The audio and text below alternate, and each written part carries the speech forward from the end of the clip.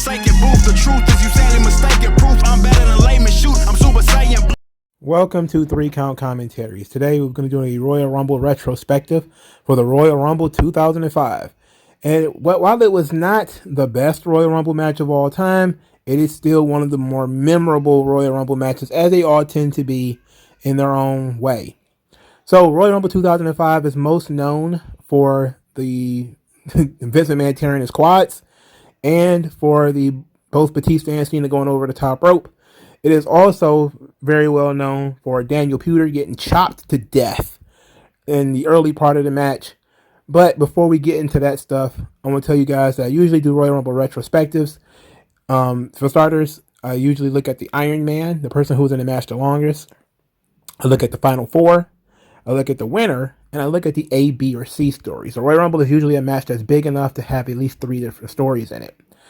So let's get into the Royal Rumble match. Now we start with Benoit and Eddie Guerrero. This, of course, continues the 2004 Royal Rumble where Chris Benoit started at number 1 and went in all the way through and won. So he technically had not been eliminated from a Royal Rumble match in forever, and he was number 2 in this match, and Eddie Guerrero was number 1. So then out comes Daniel Puder. Daniel Puder had won Tough Enough over The Miz and some other guys, whoever was in Tough Enough that year. That was the year Tough Enough was on SmackDown. It was a segment that they did on SmackDown. So Daniel Puder apparently was an MMA fighter. I'm doing this off the top of my head because I didn't do that much research. And plus, I think, people know all of this stuff. He was a budding MMA fighter who had kind of caught Kurt Angle in a triangle. Was it a triangle or was it a Kimura? It was a Kimura, I think. And nearly broke his arm on national TV. There had to be some audibles called to make sure that Puder lost that segment. And Puder basically was just a big mouth jerk. So they decided, and by they I mean Benoit, Eddie Guerrero, and Hardcore Holly, who was number 4, all decided to go in there and just go full chop bukkake all over Daniel Puder. I mean, they went in there and chopped him up like a deli. It was bad. Okay. They beat the shit out of that kid. Looking back on it, I don't think he was around much longer after this. I think after he got his giant receipt at the Royal Rumble, that was kind of it for him. But it was pretty amazing. It was pretty amazing. So Hardcore Holly came in at number 4 after he did that very stiff Alabama slam on Daniel Puder too. I mean, that joint was tough. They tossed him out almost immediately. Hardcore Holly is very well known for being rough on rookies. Of course, we all know the Matt Capitelli incident where he beat the kid, and I think a brain tumor developed because he was so rough with him. Hardcore Holly was just being very old school and being too rough with the young boys. But you could argue that Daniel Puder kind of earned what happened to him in the Royal Rumble due to him thinking he could gain points by trying to embarrass Kurt Angle. Again, Kurt Angle's an Olympic gold medalist, but he's not a mixed martial artist. So it was a situation where Puder just caught him slipping. Something that he wasn't looking for, which is, jiu-jitsu, I believe.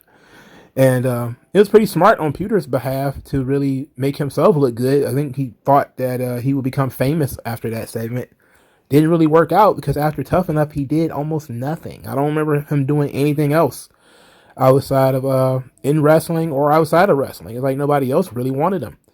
You would have thought, at least in this era, he might have landed in TNA or somewhere else, but I don't think he made any other major wrestling appearances after this.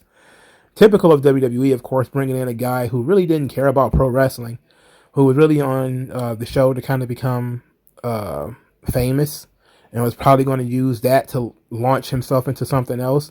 Because it seems like, the whole Daniel Puder made Kurt Angle quit, or he had going to break Kurt Angle's arm. That kind of became his claim to fame, And it's really sad because we never really got to find out what kind of potential Daniel Puder had, because Daniel Puder kind of ruined his own opportunity here by fucking up. All right, so the Hurricane was number 5. Kenzo Suzuki. You remember Kenzo Suzuki? No, me either. He was number 6. He also got chopped up, which was pretty crazy. Edge was number 7. Rey Mysterio was number 8. Shelton Benjamin, who's the Intercontinental Champion, he came out at number 9. Number 10 was Booker T. Number 11 was Chris Jericho. Number 12 was Luther Reigns, who is a generic bruiser. If you talk about generic bruisers, Luther Reigns was probably the most generic of the generic bruisers. I mean, it was embarrassing. So this is where they did the big standoff, which is the A story, the Raw versus SmackDown piece. You got Taz on commentary. He's going on, yeah, we talk about Raw. It's SmackDown guys. I'm all about the SmackDown guys. And he's cheering for all the SmackDown guys, and he's blaming Raw guys if a SmackDown guy gets eliminated. It's crazy. So Bischoff came to ringside. Teddy Long had come to ringside a little bit later. And then the teams split off with the 6 SmackDown guys and the 6 Raw guys. And they do the big let the crowd rumble. And they crashed together and started fighting. And I was like, okay, I've obviously seen this match before. I wasn't really all that impressed with it at the time. I kind of got it, but it kind of all felt very staged and silly to me. Now, it got real when Muhammad Hassan came in at number 13. And Muhammad Hassan, I mean, every time I think about, like, today, as I was watching this match, I really said to myself, what do you think the Saudi princes think of Muhammad Hassan? Do you think that they see this character, and what do you think they think about that character? When you see Muhammad bin Salman, the crown prince of Saudi Arabia, do he ever look back and say, what have happened to Muhammad Hassan? I like him. He's a good-looking young man, you know? Praise be upon him, or something, you know? Like, where did this guy go? Do you ever tell him, like, he's just a dark-skinned Italian? You know, look, there was mucho racism involved with Muhammad Hassan getting beat up by everybody. Mucho racisms. A big racism was occurred here. It's kind of crazy how Vince was. They claim Vince hated Arabs, so he had this racist Muhammad Hassan character. Now Vince does business with the Saudi government. It's wild how life turns out. Now, he wasn't meant to be a terrorist at first, of course. Muhammad Hassan, though, for the record, had a great year. He debuted in late 2004, or really early 2005. But he wasn't really meant to be a terrorist. The character started out as a guy who was supposed to be against the anti-Arab sentiment in the United States. That, you know, how he is treated is incredibly unfair and all that kind of stuff. And as he talked about that, he just became a heel because the wrestling fans didn't want to be preached to. Now, it would probably work today in 2022. It would probably work if he came out there and started talking about Islamophobia and how he's treated after 9/11 was unfair. He'd be the biggest babyface on earth. People would be like, you know what? He kind of got a point.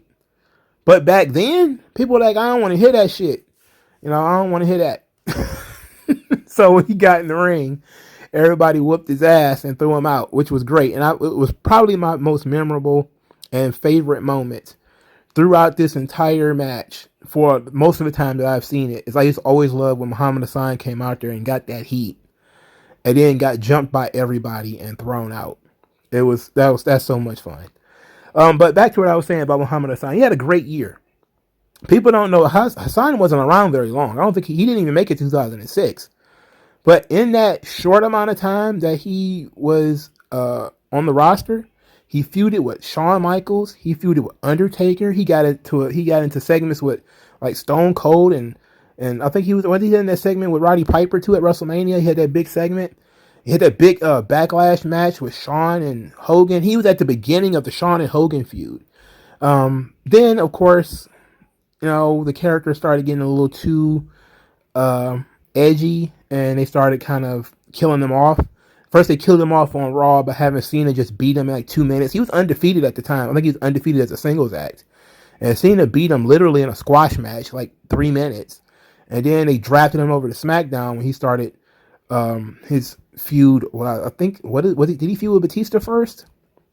I don't remember what he was doing on SmackDown, but he was working on SmackDown, which of course led eventually to him getting axed off by the Undertaker and killed at Great American Bash in June, or was it July? It was one of the two. But he had a great run.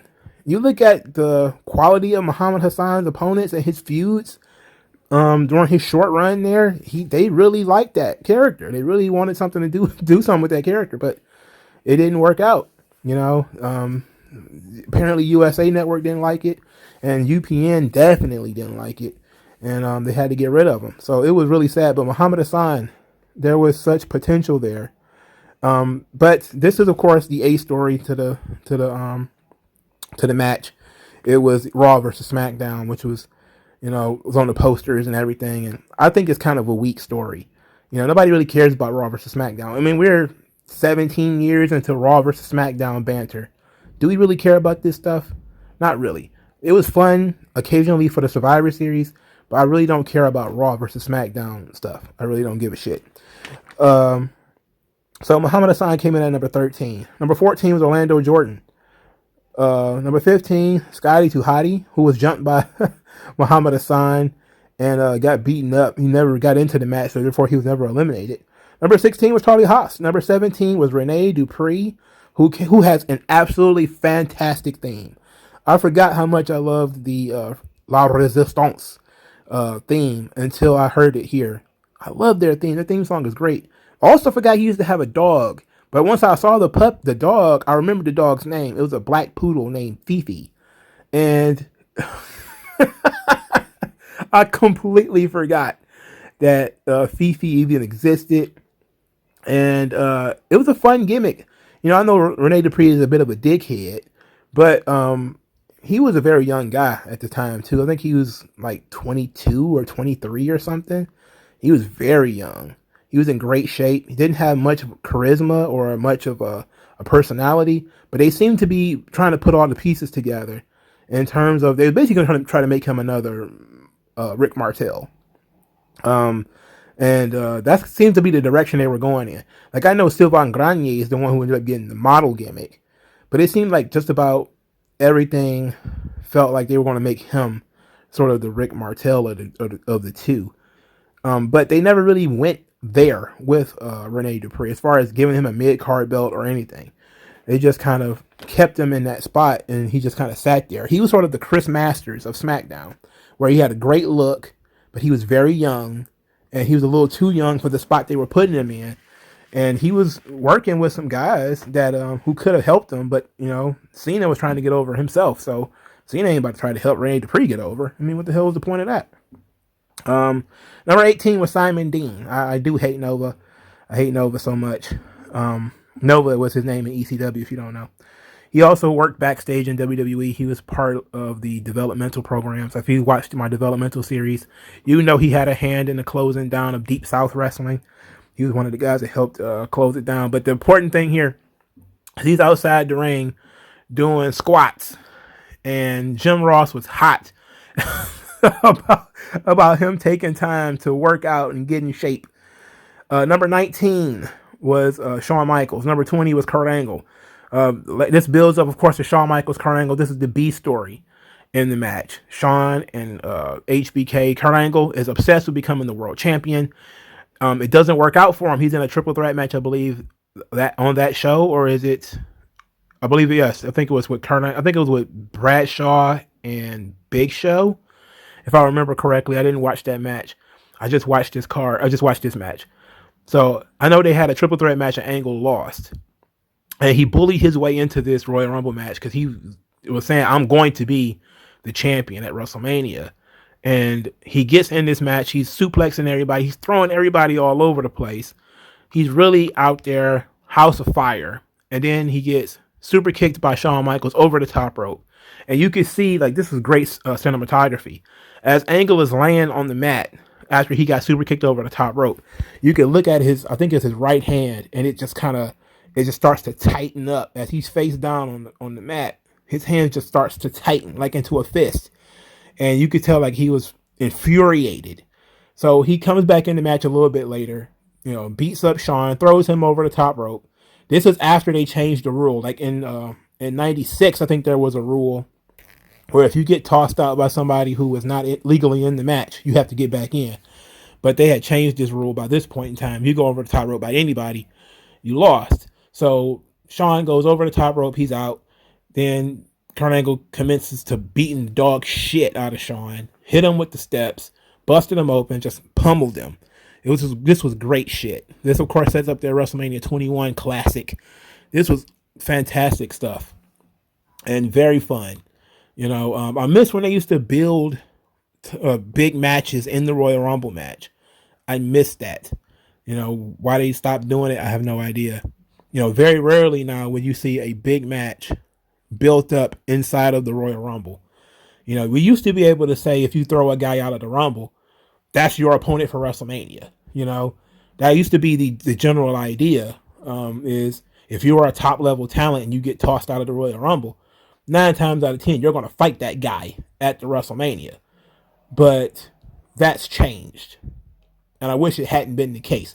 But there's so many Raws and SmackDowns and now pay-per-views in between Royal Rumble and WrestleMania that, it's too many opportunities to blow off heat. So that's kind of what they do now, is they blow off heat. So it's unfortunate. Number 21 was Jonathan Coachman. Was a waste of a spot. Number 22, Mark Jindrak. Number 23 was Viscera. I stopped here because I was thinking to myself, I know this wasn't the last Rumble he was in, but I think Viscera was signed in 1993 or 1994, and here it is in 2005, and he was still there. I know he had left for a short amount of time. He was brought back early in the Attitude Era. I think he was brought back in like early or late. What was it? Late 98? Or was it early 98 when he came back as Viscera? I don't remember. But I know he had that short reprieve when he wasn't on the roster anymore. I think he might have even been gone to lose weight or something like that. Then they ended up bringing him back. But that used to be the case. They would send him away for a little while, then they would bring him back later. He was on the roster for a long, long time. And, it was very strange when he finally got fired and, he wasn't around anymore. Because like him and Hardcore Holly, these guys have been on the roster since the New Generation era. And here it is, the Ruthless Aggression era at this point. And these guys had gone through the New Generation era as one set of characters, went through the Attitude Era as another set of characters, and now they have invented themselves. And this wasn't the world's largest love machine, but world's largest love machine, Viscera. That's not what this one was. But I don't think he had done that yet. Yeah, he wasn't doing that yet. But he was he had found ways to adapt this character, and he kept coming back. And that says a lot, that Vince thought he was unique enough to keep him around for so long. Number 24 was Paul London. Miss Paul London. Number 25 was John Cena, who eliminated Viscera by himself. John Cena was the United States champion at the time. Number 26 was Snitsky, who, of course, had this brutal elimination of Paul London, where Paul London basically did a shooting star press onto the mats on the floor and was essentially a dead man this entire time. Snitsky was feuding with Kane. Kane coming in at number 27. This was after, I think was this before Snitsky murdered the baby? Him and Kane and Lita's baby. That whole storyline was stupid as shit. For those of you who don't remember, okay, so they did this storyline with Matt and Lita were together, and then all of a sudden Kane became obsessed with Lita. And then Kane kind of won Lita in a match with Matt Hardy. And then Lita turned up pregnant. And we're kind of led to believe at first that it's Matt's baby. Then we find out that it's Kane's baby. And then we're kind of like, okay, did Kane rape Lita? Because that would have been weird. And then we're like, okay, so did she willingly have sex with Kane? Because that's weird. Because that's a cuck angle at that point. Or was she raped by Kane? Which is even worse. Because that's a literal crime. In any event, no matter how that came about, Lita and Kane became a couple, which is gross and ridiculous. And then this led to Snitsky hitting, I believe somebody fell on top of Lita and killed the unborn baby. And now Lita and Kane are feuding with Snitsky. And then none of this mattered as the real life Matt Hardy and Lita thing came out. Then I believe it was late 95 after Batista had won the title. Late 2005. Batista won the title. And Kane was feuding with Batista, or he had wrestled Batista for the title and had lost. And then it came out that, Lita was fucking Edge.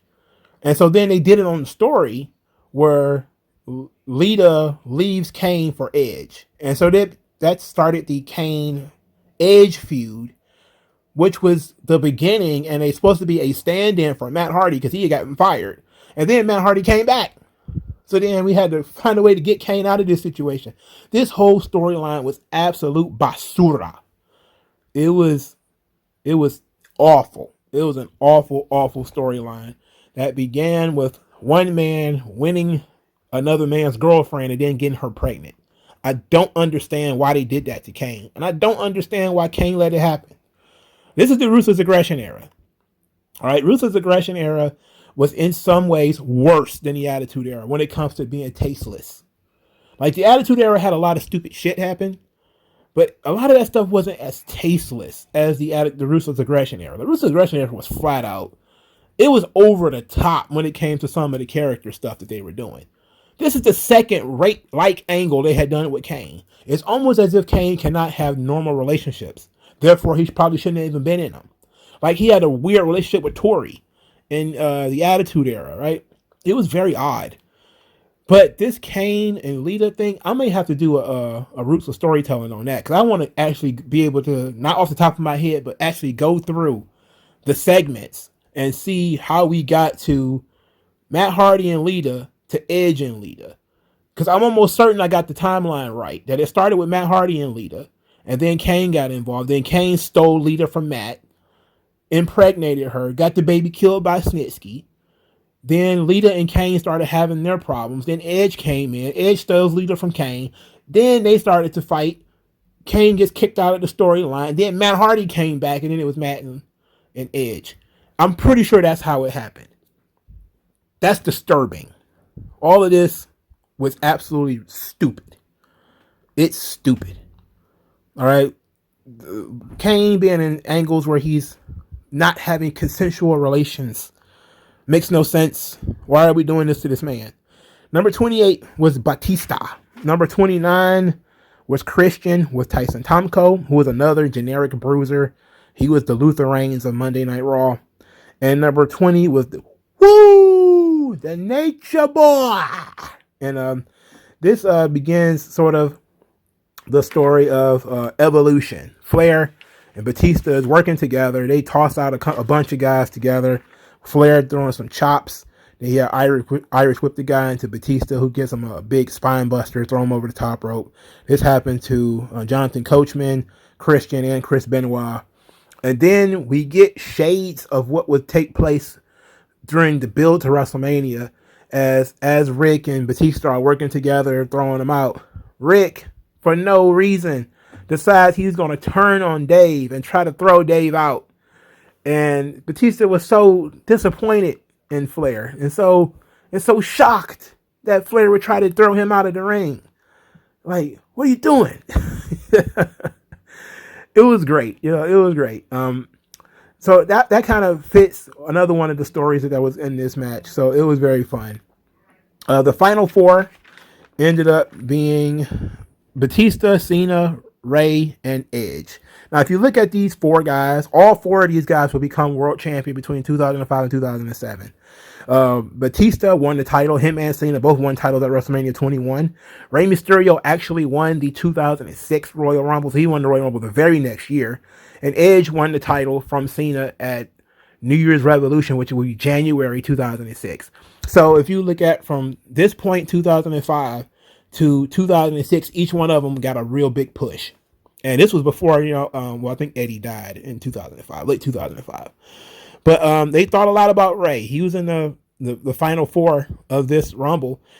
Edge obviously was being super pushed. He was also becoming obsessed with the world champion. He had just turned heel. He had wrestled Shawn Michaels earlier in the night. Him and Shawn got a little bit into a tiff in this match, but they kind of went away from it, of course, when Kurt Angle came out there. So Edge was freshly heel, obsessed with being the world champion.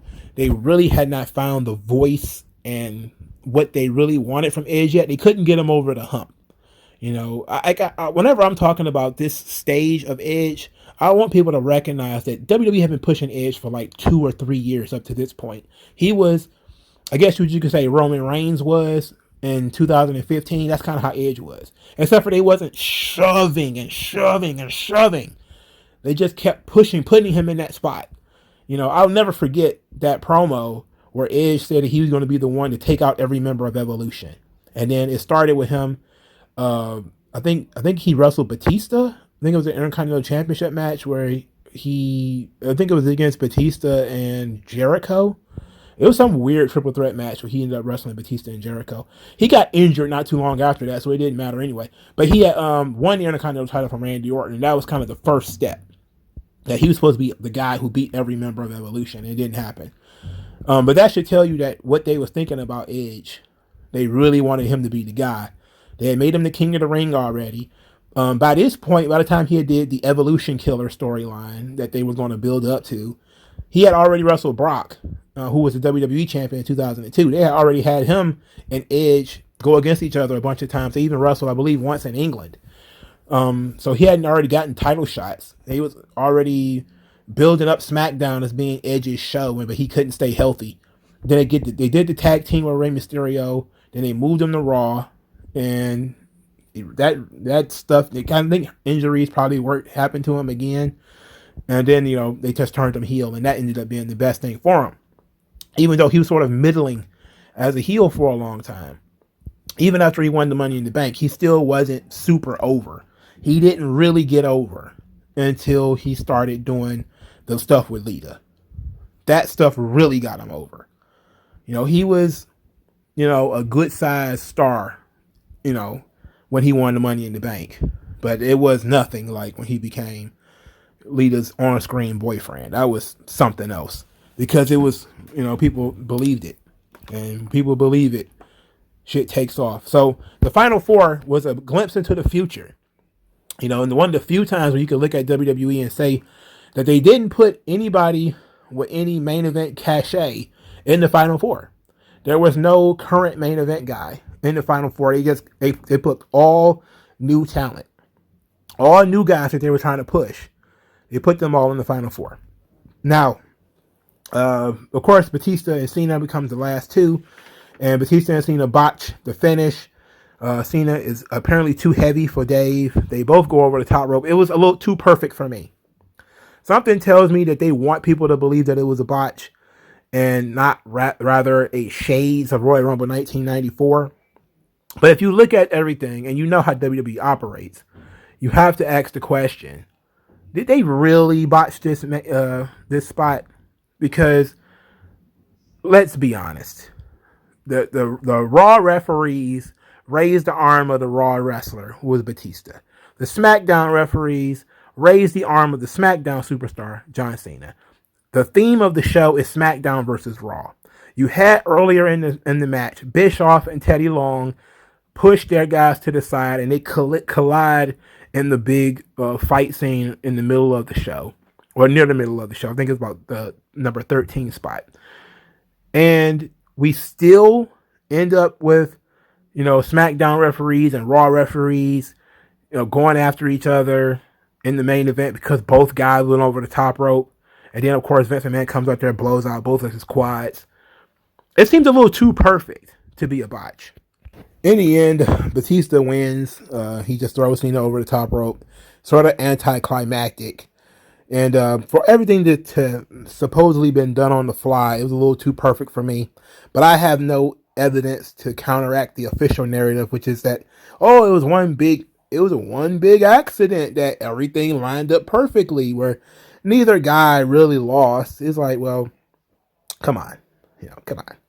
So all in all, it was kind of a run-of-the-mill Rumble.